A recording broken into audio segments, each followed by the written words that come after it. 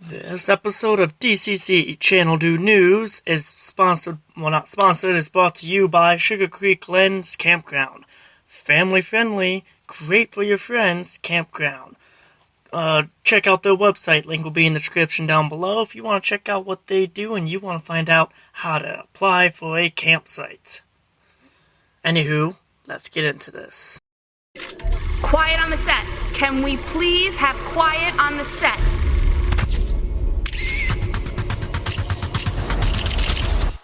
Awesome! I came to play. There's a price to pay. Time for you to get down on your knees and pray. I came to say goodbye to the good old days. They're never coming back. Watch your future fade. I came to play to get my dues paid. I guess you had a dream, but it can't be saved. I came to play. I came to play. There's a price to pay. Time for you to get down on your knees and pray. I came to say goodbye to the good old days. They're never coming back. Watch your future fade. I came to play. And welcome, guys, to another episode of D.C.C Channel Do News, where death comes for certain. Our motto here, I'm your host, the Warlock Supreme, or as you know me, the Warlock. And today we are going to be talking about the events that went down on tonight's episode of Monday Night Raw. And whoo! Boy, howdy, is it a doozy towards the end. Now, try and stay with me, people, as we discuss. I won't be discussing the whole thing, just, let's see, 1, 2, 3, 4, 5, 6. Okay, we have 6 topics. Let's get started on the 8, what was it? The 8, what do they call it? 8-way, yeah, 8-way Diva Tag Team match with, if my notes are correct, it was Alexa Bliss, Nia Jax, Emma, and some fourth diva whose name I cannot remember, versus Sasha Banks, Bayley, Nikki, and, who was the other one? And, the protege for Charlotte, Dana Brooks. That match was really interesting. All the divas, gave it their all. I really thought that Bayley was going to come out on top. Sorry about that, I had to try and get a drink out of my ice cream coffee.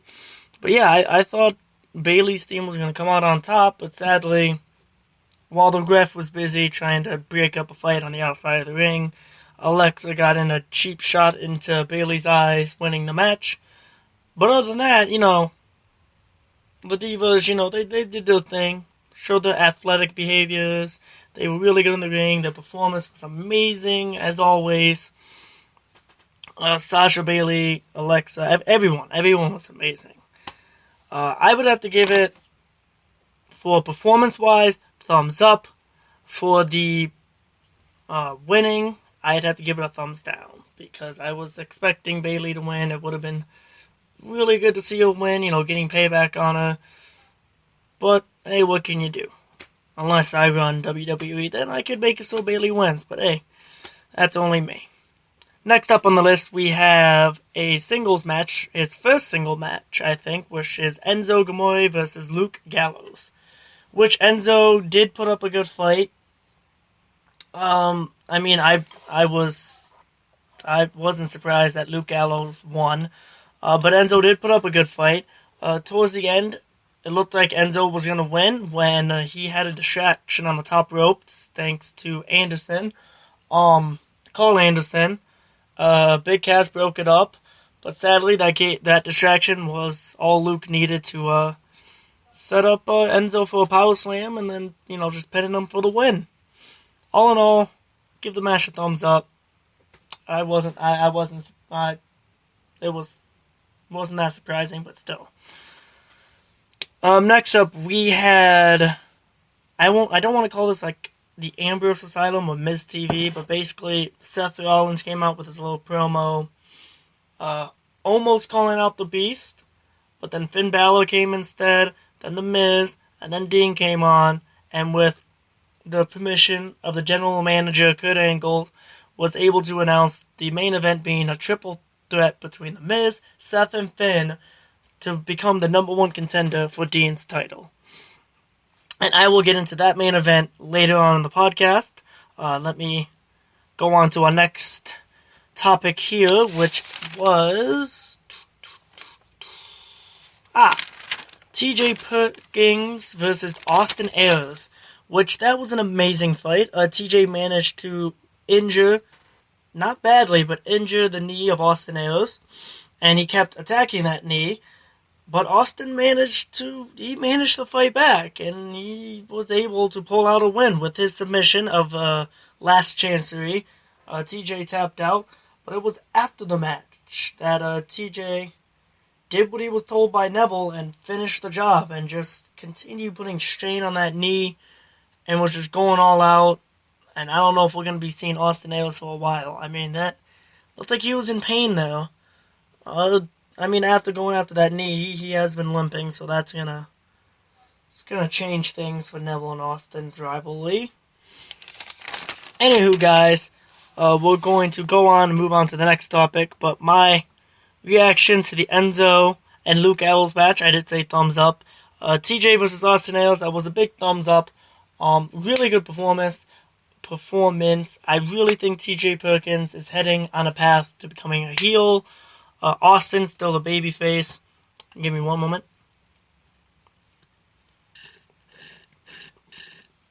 Sorry about that. I had to get a drink. Anywho, guys, thumbs up for TJ and Austin Aries. As we get into Kurt Angle talking about the Payback pay-per-view that happened yesterday night between Strowman and Reigns and the condition they're in.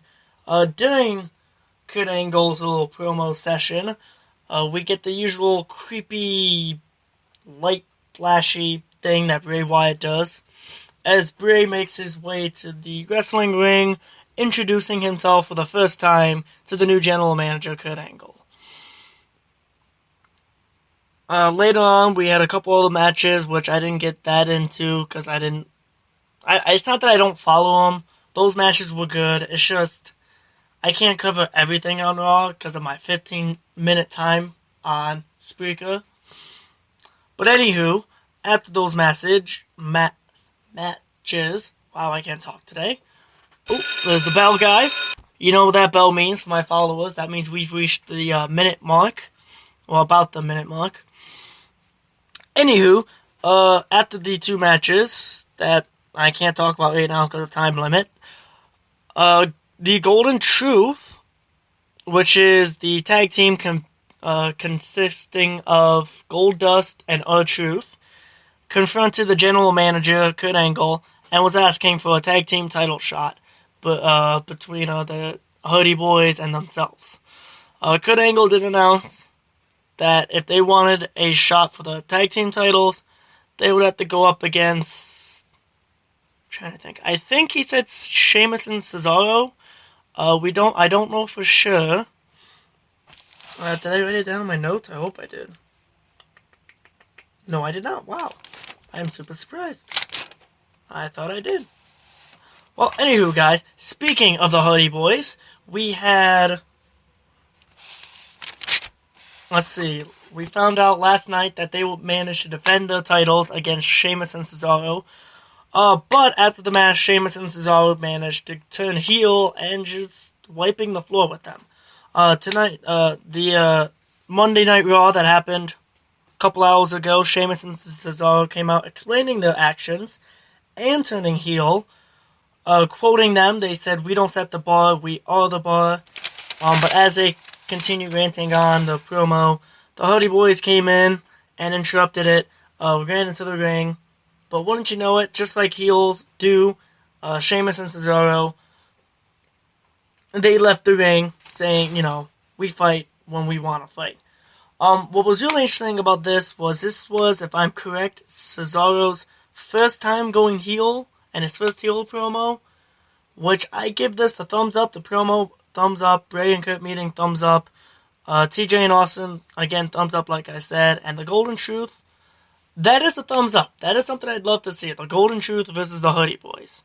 Plus the Golden Truth versus Sheamus and Cesaro. Anywho, guys, I'm going to take us to a short commercial break. I will see you all in a bit. Please enjoy this music of Finn Balor's theme, and I will get to you with our main event, Finn versus Seth versus Miz in a triple threat #1 contendership. And we'll talk about that after the commercial.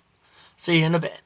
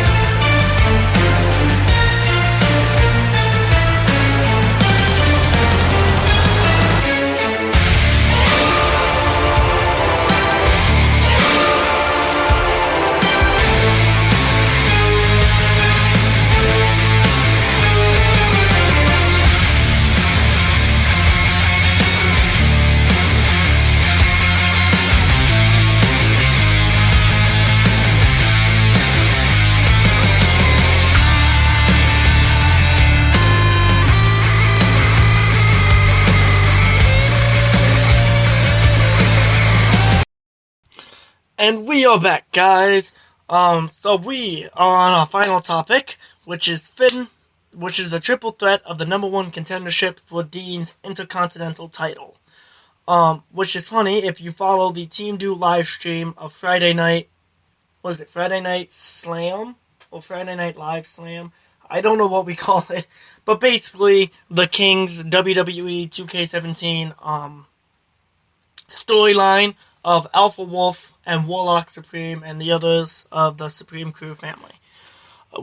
Speaking of that, because in that universe, I am the Intercontinental Champion since I stole it from Dean. But this is reality, and sorry for getting off topic. Anywho, back to this triple threat. I give it thumbs up. It was really great. The outcome, though, it was kind of predictable.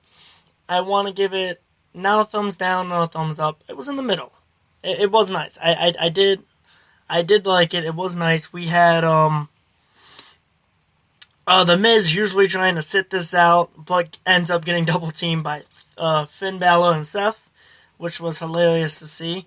We see a suplex and Falcon Arrow on the Miz done by Seth Rollins, and the Miz kicking out of it.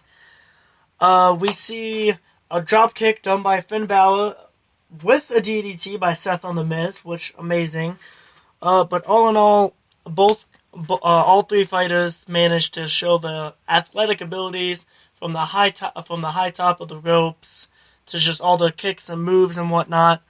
But in the end, it was the Miz who won and is now the #1 contender for the Intercontinental Championship. Surprisingly, sadly, we had Samoa Joe attack Seth as he was about to attack the Miz.